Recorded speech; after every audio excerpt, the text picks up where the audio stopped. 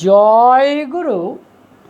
আজকে আমি আপনাদের সামনে একটি গল্প বলবো এবং দেখার চেষ্টা করব এটা কি নেহাতি গল্প নাকি এর মধ্যে আশ্চর্য তাৎপর্যপূর্ণ কিছু বার্তা আছে। এবার প্রথমে গল্পটি বলি। আপনারা হয়তো সম্রাট আকবরের কথা জানেন যে তিনি জ্ঞান খুব পছন্দ করতেন। জ্ঞানের প্রতি তার একটা পিপাসা ছিল, তার একটা খিদে ছিল এবং তিনি তার মন্ত্রিসভায় শুধু মন্ত্রীদের রাখতেন তাই নয়, তিনি পণ্ডিত মানুষদেরকেও স্থান দিতেন, কারণ তাদের কথা তিনি গ্রহণ করতেন। এবং তাদের মধ্যে বীরবল বলে একজন ছিলেন, তিনি অত্যন্ত জ্ঞানী মানুষ ছিলেন। এটা বলা হয় যে তার বিদ্যাবুদ্ধি অত্যন্ত তীক্ষ্ণ ছিল এবং তিনি অত্যন্ত জ্ঞানী মানুষ ছিলেন। এবং সম্রাট আকবর তাকে অত্যন্ত মর্যাদা দিতেন, অত্যন্ত গুরুত্ব দিতেন এবং তিনি তার প্রিয় পাত্র ছিলেন। কারণ বীরবলের সাথে বিভিন্ন ব্যাপারে তিনি পরামর্শ করতেন, বিশেষ করে আধ্যাত্মিক বিষয়ে, ধর্মের বিষয়ে তিনি বীরবলের কাছে তার মতামত জানতে চাইতেন। এবং সবসময় দেখা যেত যে বীরবলের উত্তর পেয়ে তিনি কিন্তু খুব খুশি হতেন। অন্যান্যরা যা উত্তর দিতেন, অন্যান্য পণ্ডিতেরা যা উত্তর দিতেন তাদের তুলনায় বীরবল কিন্তু সম্পূর্ণ একেবারে অন্যরকম, অন্য স্বাদের উত্তর দিতেন এবং যেগুলি সম্রাট আকবর খুব পছন্দ করতেন। এবং সত্যিই সেগুলি অত্যন্ত গুণমানের দিক থেকে অত্যন্ত সমৃদ্ধশালী ছিল, তাতে কোনো সন্দেহ নেই।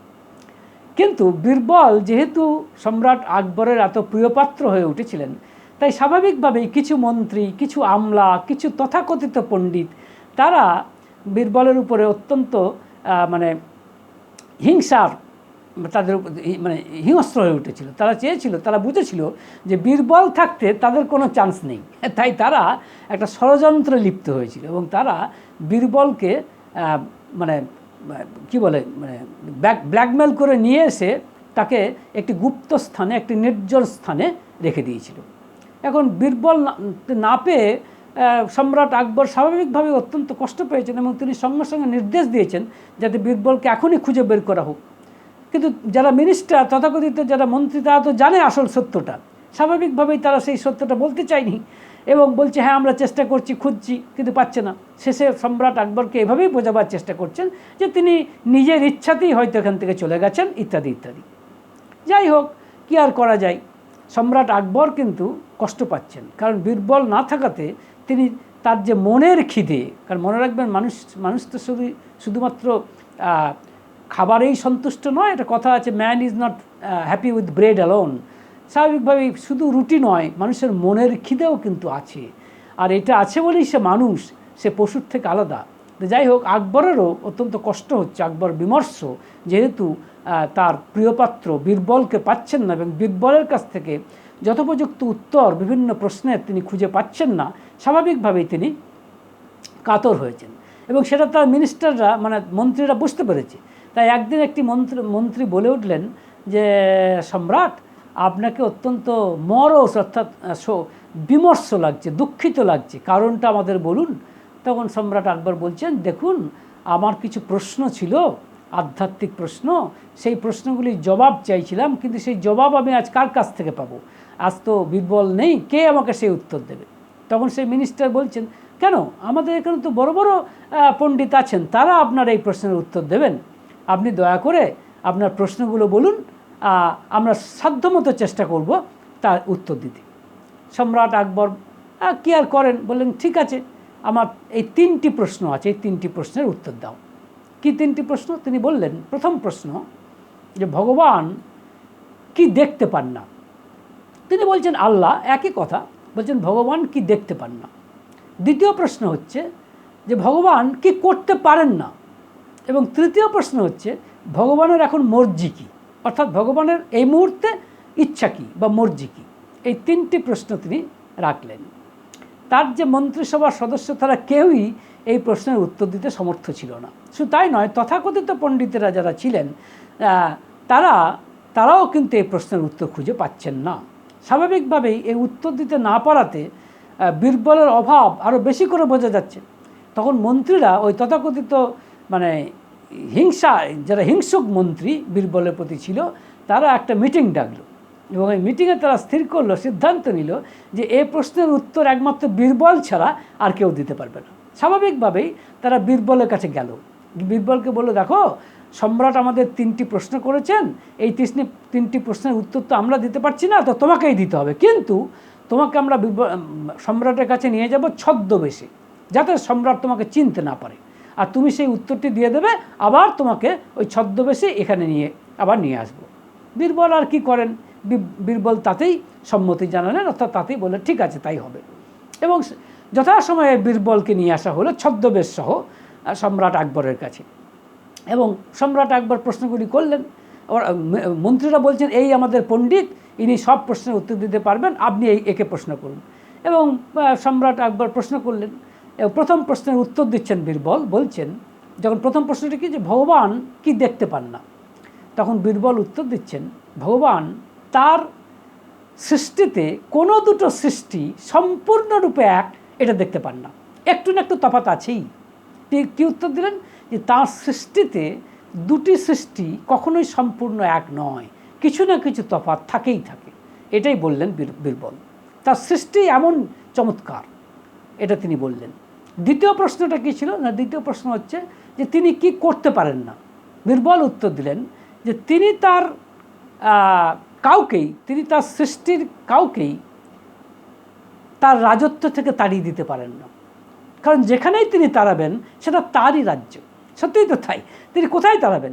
এই যে আমরা বিশ্ব দেখছি, বিশ্ব ব্রহ্মাণ্ড, এ তো তারই সৃষ্টি, অন্তত মনে করি তাই, এবং তার যে সমস্ত সৃষ্টি তারই সৃষ্টি, তিনি কোথায় তাড়াবেন? তিনি যে জায়গায় তাকে রাখবেন সেটা তো তারই রাজত্ব। স্বাভাবিকভাবেই তিনি কাউকেই তার রাজত্ব থেকে তাড়িয়ে দিতে পারেন না। এটা হচ্ছে দ্বিতীয় প্রশ্নের উত্তর। তৃতীয় প্রশ্নের উত্তর হিসেবে যখন প্রশ্নটা কি, ভগবানের এখন মর্জি কী, মানে আল্লাহর এখন ইচ্ছা কী, ভগবানের এই মুহূর্তে ইচ্ছাটা কী, তা বীরবল উত্তর দিলেন, জাহাপনা আপনার যা ইচ্ছা এই মুহূর্তে সেটাই ভগবানের ইচ্ছা। অর্থাৎ এই মুহূর্তে আমার যা ইচ্ছা বা আপনার যা ইচ্ছা সেটাই ভগবানের ইচ্ছা। আশ্চর্য উত্তর কিন্তু, কারণ ভগবানের আলাদা ইচ্ছা নেই, আমার ইচ্ছাটাই ভগবানের ইচ্ছা। এখন এই গল্পটি করেছিলেন শ্রী শ্রী ঠাকুর অনুকূলচন্দ্র। তিনি যে একদিন প্রতিদিনই যা হয়, তিনি ভক্তবৃন্দ দ্বারা পরিবেষ্টিত ছিলেন এবং তিনি ভক্তদের সামনে এই গল্পটি করেছিলেন। আপনারা এটি আলোচনা প্রসঙ্গে বলে তার যে কনভারসেশনাল বই তাতে পেয়ে যাবেন এবং এটা তিনি একদিন বলছেন, এই গল্পটা তিনি করলেন। এই গল্পটা ঠাকুর অনুকূলচন্দ্র করলেন, এটা ঠিক, এই গল্পটা অন্যান্যরাও হয়তো জানেন, কিন্তু মনে রাখবেন ঠাকুর অনুকূলচন্দ্র যখন গল্প করছেন তখন মনে রাখবেন এই গল্পের কোনো নির্দিষ্ট বার্তা আছে, কোনো নির্দিষ্ট মেসেজ অবশ্যই আছে, তাহলে তিনি গল্পটা করতেন না। মনে রাখবেন তার প্রত্যেকটি কাজকর্ম আমাদের মঙ্গলের জন্য, সেই জন্যই তাকে বলা হয় ইষ্ট কথাটা মানেই হচ্ছে মঙ্গলময়। তিনি যা কিছু করেন তার একটা চোখের পাতা ফেলাটাও কিন্তু আমাদের মঙ্গলের জন্য, এটা বলা হয় এবং এটা সত্য। তা দেখুন বার্তাগুলো কি কি। প্রথম প্রশ্নের যে উত্তর তিনি দিলেন, যে প্রথম প্রশ্নটা কী ছিল, যে ভগবান কি দেখতে পান না। উত্তরটা কী ছিল, যে ভগবান তার সৃষ্টিতে দুটো অস্তিত্ব সম্পূর্ণ একরকম দেখতে পান না। এটা তো সত্যি কথাই। ধরুন এটা বুঝতে অসুবিধা হয় না, যে আমি যেমন তার একটা সৃষ্টি, আমি অমলেন্দু চ্যাটার্জি আপনাদের সামনে কথা বলছি, এই বিশ্ব ব্রহ্মাণ্ডে আর একটা অমলেন্দু চ্যাটার্জি আপনি দেখতে পাবেন না। তাহলে এরকম সৃষ্টি তিনি করলেন কেন? এই কারণেই করলেন, এটা বলা হয় যে সৃষ্টির আগে তিনি সম্পূর্ণ একা ছিলেন। তিনি চাইলেন বহু হতে। কেন চাইলেন? কারণ এই কারণে চাইলেন, এটা বলা হয় যে তিনি লীলা আস্বাদন করতে চাইছেন। লীলা আস্বাদন করতে চাইছেন। লীলা আস্বাদন করতে গেলেই একা আমি হবে না, আর একটা তুমি লাগবে। তুমি লাগা মানেই আর একটা অস্তিত্ব তাকে তৈরি করতে হবে।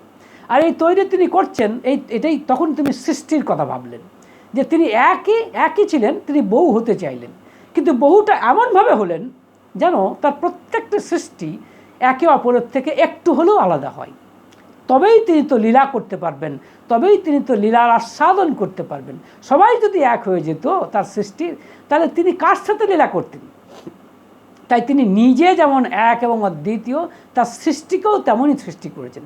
তাই তার সৃষ্টিই প্রমাণ করে যে তিনি এক এবং অদ্বিতীয়। কি আশ্চর্য বিজ্ঞান দেখুন ঠাকুর বলছেন। এবং আমরা ঠাকুর আমাদের যে প্রার্থনা মন্ত্র দিয়েছেন সেখানে আমরা এটা উচ্চারণ করি যে একমেব অদ্বিতীয়ম শরণম, মানে তিনি ভগবান একজনই এবং তার কোনো দ্বিতীয় নেই, তার কোনো প্যারালাল নেই, এটা বলা হয়।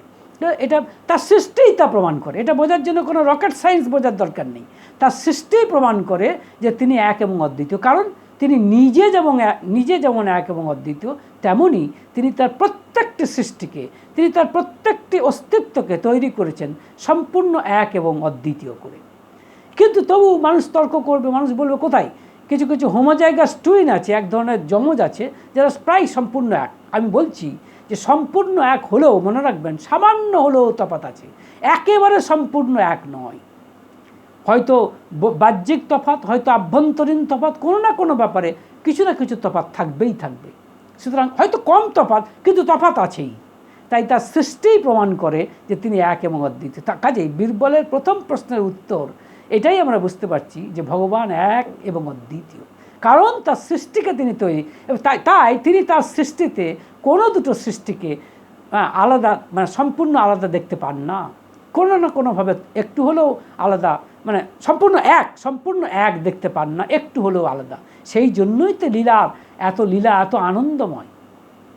এবং দ্বিতীয় প্রশ্নের উত্তর হচ্ছেই যে দ্বিতীয় প্রশ্ন কি, যে ভগবান কি করতে পারেন না। উত্তর দিলেন কি বীরবল, যে তিনি তার কোনো সৃষ্টিকে, তিনি তার কোনো অস্তিত্বকে, তার সৃষ্টির কাউকে তার রাজত্ব থেকে তাড়িয়ে দিতে পারেন না। এটা প্রমাণ করছেন, এই ঘটনা প্রমাণ করে, এর পিছনের বার্তাটা এই যে ঈশ্বর হচ্ছেন পরম করুণাময়। তিনি পাপীকেও পাপকে ঘৃণা করেন, কিন্তু পাপীকে ঘৃণা করতে পারেন না, কারণ পাপী তারই সৃষ্টি। কাজে তিনি তাকে ঘৃণা করবেন কি করে। এই প্রসঙ্গে একটি কথা মনে পড়ে গেল। একজন শ্রী ঠাকুর অনুকূলচন্দ্রকে জিজ্ঞাসা করেছিলেন বা বলেছিলেন যে আপনার আশ্রমে কিছু ক্রিমিনাল আছে, কিছু অত্যন্ত বদলোক আছে, আপনি তাদেরকে তাড়িয়ে দেন না কেন। শ্রী ঠাকুর অনুকূলচন্দ্র উত্তর দিয়েছিলেন, হাসপাতালে যারা যায় তারা তো রোগীরাই যায়, হাসপাতাল কি কোনো রোগীকে তাড়িয়ে দিতে পারে? তাই আমার আশ্রমে হয়তো কিছু দুর্বৃত্ত আছে, কিন্তু আমি তাদেরকে তাড়িয়ে দেবো কী করে? তারা তো এসেছে ভালো হওয়ার জন্যই, তারা তো এসেছে আমার কাছে আশ্রয় পাওয়ার জন্য, আমি তাদেরকে কি করে তাড়িয়ে দেবো? এই ছিল শ্রী ঠাকুর অনুকূলচন্দ্রের উত্তর। অর্থাৎ এবং দ্বিতীয় প্রশ্নের মেসেজটা, বার্তাটাই হচ্ছে এই, যে তিনি তার রাজত্ব থেকে কাউকে তাড়িয়ে দিতে পারেন না। কেন? কারণ তিনি করুণাময়। সেই জন্য আমাদের পুণ্যপুঁথিতে শ্রী ঠাকুর অনুকূলচন্দ্র বলেছেন, ভ্রূণ হত্যা করেছিস, ব্রহ্ম হত্যা করেছিস, আয় দেখি যত পাপ তোদের আমার মাথায় চাপিয়ে দে, দেখ তো আমায় ডোবাতে পারিস কিনা। তার মানে কি, তাদের কাছেও তিনি আশ্বাসের কথা শোনাচ্ছেন, ভরসার কথা শোনাচ্ছেন, আশার কথা শোনাচ্ছেন। তিনি কাউকেই ফেলতে চান না, কাউকেই তিনি হতাশ করতে চান না, তিনি এতই করুণাময়। এই জন্যই আমাদের শ্রী ঠাকুর অনুকূলচন্দ্রকে আমরা বলি তিনি পরম প্রেমময়। এর কথার অর্থ হচ্ছেই যে তিনি হচ্ছেন ভেরি এম্বডিমেন্ট অফ লাভ। তিনি কাউকেই, এবং তার অস্ত্রই ছিল ভালোবাসা, তার একমাত্র আয়ুধ অস্ত্রই ছিল ভালোবাসা। এই করেই তিনি বিশ্ব জয় করেছেন, তার কোনো অন্যরকম কোনো অস্ত্র ছিল না কিন্তু, যে জন্য পরম প্রেমময়। তাহলে দ্বিতীয় প্রশ্নের বার্তাটা হচ্ছে এই, যে তিনি কাউকেই তার রাজত্ব থেকে তাড়িয়ে দিতে পারেন না, প্রমাণ করছেন তিনি কোনো পাপীকে, কোনো ঘৃণ্য মানুষকে, কোনো বদমাইশকে তিনি ফেলে দিতে পারেন না, তিনি তাকে অস্বীকার করতে পারেন না, তিনি তাকেও বুকে জড়িয়ে ধরেন। এটা তৃতীয় প্রশ্নের উত্তর যেটি বলছেন, যে ভগবানের ইচ্ছা বা মর্জি এই মুহূর্তে কি না, আমার ইচ্ছা, যাহাপনার ইচ্ছা যা, সেটাই ভগবানের ইচ্ছা। এটা আশ্চর্য একটি দিক, কারণ তিনি নিজে যেমন স্বাধীন এবং সরাট, এবং এই কথাটা কিন্তু শ্রী ঠাকুর অনুকূলচন্দ্র বলেছেন, যে ঠাকুর মানুষের মধ্যে যে বদ বুদ্ধি, শয়তানি বুদ্ধি, এটাও তো ভগবানে দিয়েছেন, এটা তিনি সরিয়ে নিচ্ছেন না কেন? তিনি তো চাইলেই পারেন। ঠাকুর বলছেন না, তা তিনি পারেন না। তার কারণ তিনি নিজে যেমন স্বাধীন এবং সরাট, তেমনি তিনি তার প্রত্যেকটি সৃষ্টিকে স্বাধীন এবং সরাট করে দিয়েছেন। তিনি কারো স্বাধীন ইচ্ছায় হস্তক্ষেপ করেন না, প্রত্যেককে তিনি ফ্রি উইল দিয়েছেন, স্বাধীন ইচ্ছাটুকুও দিয়েছেন। তিনি শুধু তার প্রত্যেকটি এক্সিস্টেন্স, প্রত্যেকটি অস্তিত্বকে সৃষ্টি করেছেন তাই নয়, তার প্রত্যেকটি অস্তিত্বকে তিনি স্বাধীন ইচ্ছাটুকুও দিয়েছেন। তাই আমি যদি খারাপ কিছু ভাবি, খারাপ কিছু চিন্তা করি, অর্থাৎ উইকেট কিছু চিন্তা করি, তবে সেটাই হবে ভগবানেরও ইচ্ছা, কিছু করার নেই। তার এই মুহূর্তে তিনি বলা যায় হেল্পলেস, সম্পূর্ণ অসহায়, কারণ তার কিছু করার থাকে না। কারণ আমার যা ইচ্ছা ভগবানেরও তাই ইচ্ছা। তাই সবসময় চেষ্টা করতে হয় ঈশ্বরকে চিন্তা করতে। আর ঠিক এই কারণেই প্রয়োজন ভগবানের সঙ্গে নিজেকে যুক্ত করতে। আর তার সহজতম পথ গীতাতেই বলেছে ভক্তিযোগ। আর ভক্তিযোগের পথ হচ্ছে মানে সদ্গুরুর কাছে, সদ্গুরু অবশ্যই একমাত্র ঈশ্বর ছাড়া আর কেউ হতে পারেন না, সদ্গুরুর কাছে মানে সদ্মন্ত্র গ্রহণ করে দীক্ষা নেওয়া, তার মাধ্যমে সদ্নাম মনন করে জপ করে এবং তার ছবিটিকে মনের আয়নায় দেখে সবসময় তার সঙ্গে যদি যুক্ত থাকতে পারি, তাহলে আমার মনের মধ্যে খারাপ চিন্তাগুলো, খারাপ এগুলো সাধারণত আসবে না, আর এলেও বেশিক্ষণ স্থান পাবে না। তাই আমার ইচ্ছাটাই হচ্ছে ঈশ্বরের ইচ্ছা। এটাই ভগবান মানে ইচ্ছাটা মানে কি, তিনি আমাদেরকে স্বাধীন ইচ্ছা দিয়েছেন। তিনি নিজে যেমন স্বাধীন এবং সরাট, তেমনি তার সৃষ্টিকে, মানুষকে, তার সৃষ্টির মধ্যে একমাত্র মানুষকেই তিনি এই স্বাধীন ইচ্ছাটুকু দিয়েছেন, যাতে মানুষ স্বাধীনভাবে তাকে চিন্তা করতে পারে। সেই জন্যই কিছু মানুষ দেখবেন ভগবানকে অস্বীকার করে, সে শক্তিটাও ভগবানই তাকে দিয়েছেন, কারণ স্বাধীন ইচ্ছার উপরে তিনি কখনোই হস্তক্ষেপ করেন না। তাই পরিশেষে উপসংহার পর্বে আমি এই কথাটাই বলতে চাই, এটা কিন্তু নিছক নেহাত একটা গল্প নয়। ঘটনাটা সত্য, যেটা শ্রী শ্রী ঠাকুর অনুকূলচন্দ্র বলেছেন গল্পের আকারে এই তার ভক্তবৃন্দের কাছে, কিন্তু শুধু গল্পটা বলার জন্য তিনি বলেননি, তিনি কিন্তু আমাদের কাছে এই বার্তাটাই দিতে চেয়েছেন যে ভগবান এক এবং অদ্বিতীয়, 1 নম্বর। 2 নম্বর হচ্ছে তিনি কাউকেই ফেলতে পারেন না, প্রত্যেকের প্রতি তিনি করুণাময়। তিনি এটা বলছেন পাপীকেও সূর্য তার কিরণ কিছু কম দেয় না, পাপীকেও বাতাস পাপীর দিকেও বয়ে যায়, তাকে কিছু কম বাতাস দেয় না, প্রকৃতি তার প্রতি কোনো কার্পণ্য করে না, তাই তিনি পরম করুণাময়। এবং তৃতীয়ত, আমার ইচ্ছাটাই হচ্ছে ঈশ্বরের ইচ্ছা, তাই আমার উচিত ঈশ্বরের সঙ্গে যুক্ত থাকা, যাতে আমার এই স্বাধীন ইচ্ছাটাকে আমি ভালোভাবে ব্যবহার করতে পারি, আমি রাইটলি ইউজ করতে পারি। কারণ আমি যদি আমার স্বাধীন ইচ্ছাটাকে খারাপভাবে ব্যবহার করি, তবে ঠকবো আমি, অর্থাৎ তাতে আমি ক্ষতিগ্রস্ত হব। এটাই ঠাকুর বলতে চাইছেন যে তোমার স্বাধীন ইচ্ছাটাকে তুমি ভালো কাজে লাগাও, ভালো দিকে লাগাও, এটাই বলতে চাইছেন। ভালো থাকবেন। জয় গুরু।